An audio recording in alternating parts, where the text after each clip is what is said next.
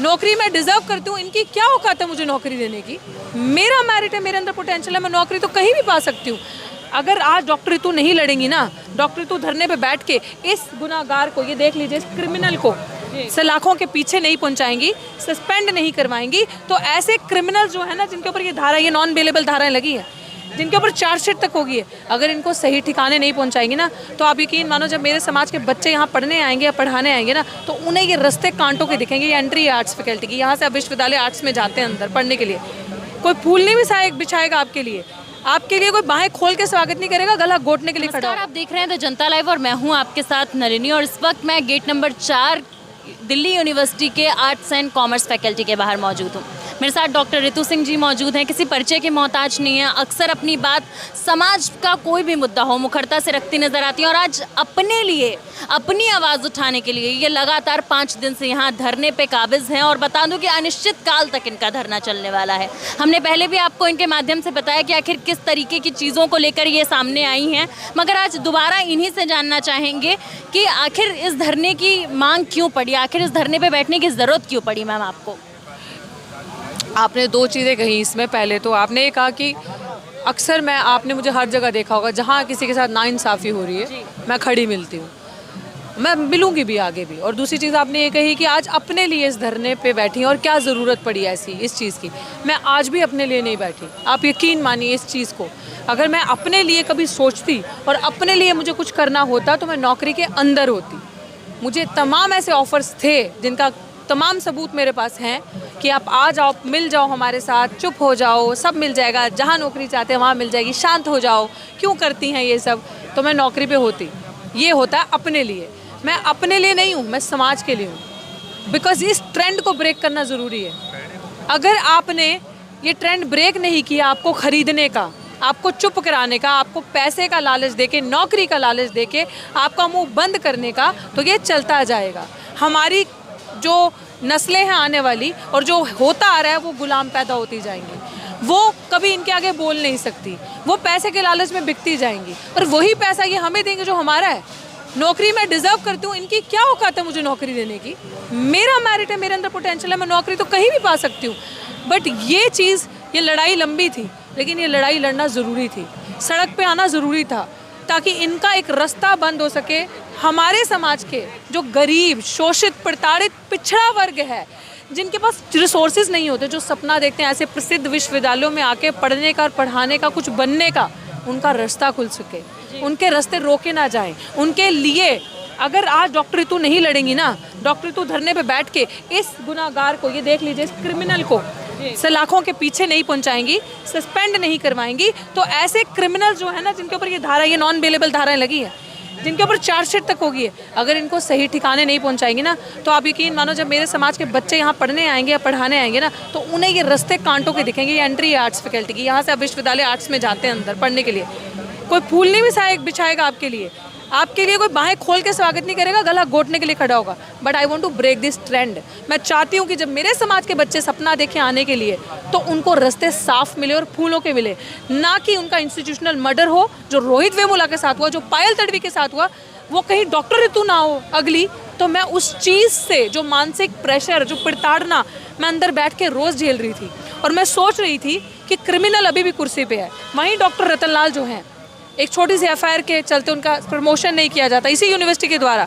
सो मुझे इस मैसेज को देना है कि जाति इतनी भी भारी नहीं हो सकती है, आपकी ग्रस्त जातिवादी मानसिकता इतनी भी भारी नहीं हो सकती कि संविधान ख़त्म कर देंगे आप। संविधान के ऊपर, मतलब आप ये सोचेंगे कि आप संविधान के ऊपर है, तो हम आपको दिखाएंगे कि अगर देश चलेगा, विश्वविद्यालय चलेंगे, कोई भी चीज़ चलेगी, तो आपकी मनमानी से नहीं, गुंडागर्दी से नहीं, संविधान से चलेगी। मैम, आपने शुरुआत से कहा है कि अनिश्चित काल तक आपका धरना चलेगा। इससे पहले हमने देखा कि न्याय के लिए देश के किसान सड़कों पर थे, एक लंबी लड़ाई उन्होंने लड़ी, लगभग 13-14 महीने बैठे रहे। फिर अभी पहलवान आंदोलन हुआ, लेकिन वो भी बीच में बेचारे उठ गए, उनको भी किसी प्रकार से न्याय नहीं मिला। क्या लगता है, आपको न्याय मिल पाएगा?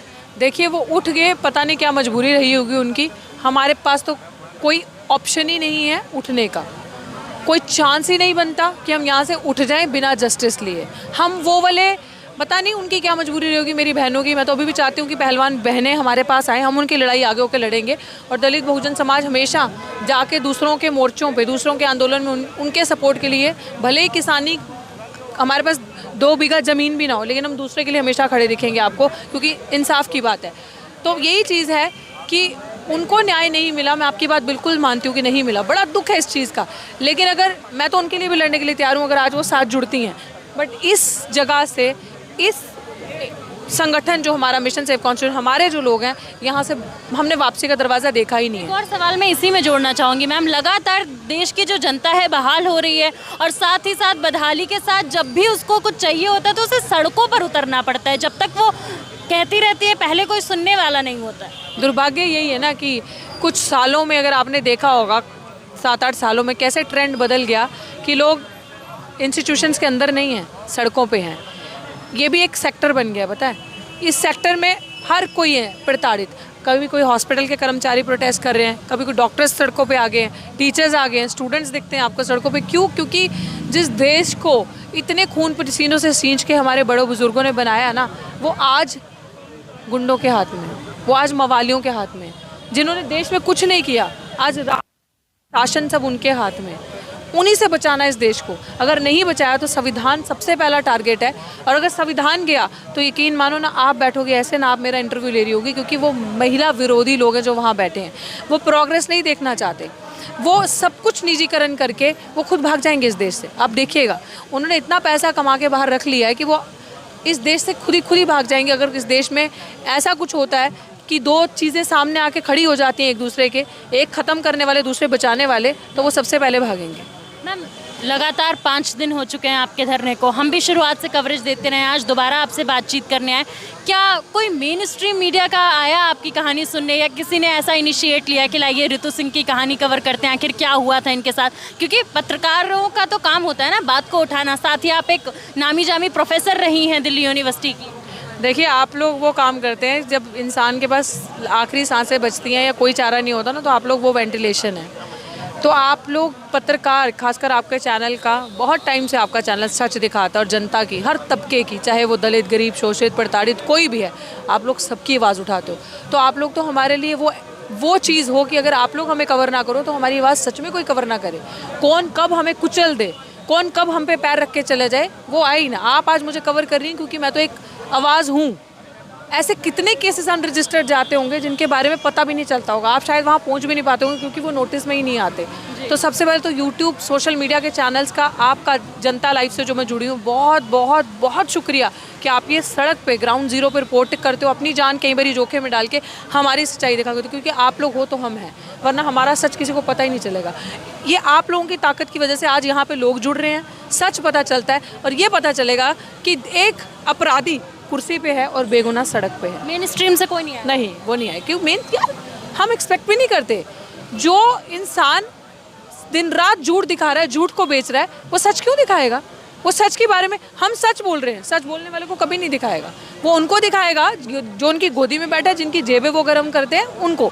हम लोगों के पास कुछ है ही नहीं, तो वो हमें क्यों दिखाएगा? हम लोगों के पास सच और संविधान के अलावा कुछ नहीं है। तो आप कह रही हैं कि मेन स्ट्रीम मीडिया के लिए एक ऐसा अहम मुद्दा नहीं है जिसे वो दिखाएं? बिल्कुल, उनके लिए अहम मुद्दा नहीं है। उनके लिए दलित, आदिवासी, पिछड़ा, गरीब समाज, गरीब कोई भी हो, चाहे वो ऊंची जाति का है, चाहे वो जनजाति और अनुसूचित जाति का है, गरीब पिछड़े वर्ग का, उनके लिए ये मुद्दा नहीं होता। उनके लिए हम लोगों के मुद्दे नहीं होते। वो वही दिखाते हैं जो हाईलाइटेड बीजेपी की मार्केटिंग होगी, आरएसएस की होगी, जहाँ से उनको पैसा आता है, बस यही उनका काम है। वो ये चीज़ें कवर नहीं करते। ऋतु जी, मैं आपसे एक और चीज़ जानना चाहूँगी। लगातार देश में एक तरफ सरकार जो है नारा देती है कि बेटियों को बचाओ, बेटियों को पढ़ाओ। आए दिन हम देख रहे हैं कि बेटियां अलग अलग मुद्दों को लेकर धरने पर बैठती हैं। आप भी देश की ही बेटी हैं, तो क्या लगता है सरकार वाकई महिला विरोधी है? क्योंकि लगातार इस चीज़ को बार बार महिलाओं द्वारा ही कहा जाता है कि ये सरकार महिला विरोधी है। देखिए, ऑफकोर्स अभी आपको प्रमाण की ज़रूरत है। मणिपुर में जो मेरी 2 बहनों को इतनी बुरी अवस्था में इन्होंने भगाया, वो क्या था? चलाया, वो क्या था? आज हाथरस की बच्ची को अभी तक न्याय नहीं मिला, वो क्या था?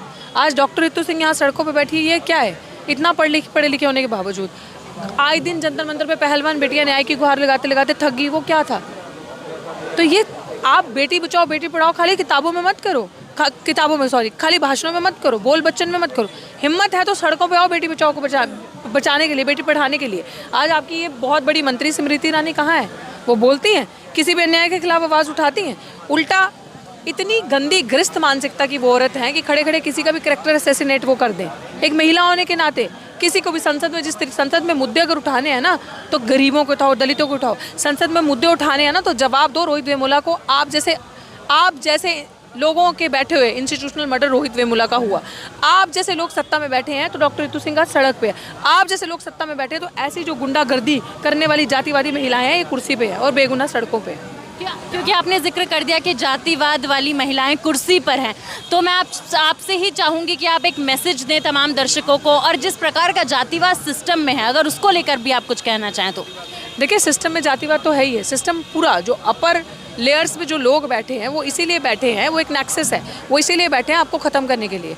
उनको बस कोई पोटेंशियल दिखना चाहिए जिसके अंदर पोटेंशियल है, जो अच्छा वक्ता है, पोटेंशियल है, अपने सब्जेक्ट को जानता है, उनसे इनको थ्रेट है। तो ये सिस्टम ही पूरा करप्ट है। इस सिस्टम में अगर दलित आदिवासी बहुजनों को जीना है तो गुलामी का रास्ता नहीं है। आवाज़ उठाना है, डट के खड़े होना है और डट के लड़ना है। और मेरा तो रास्ता ही लड़ाई का है।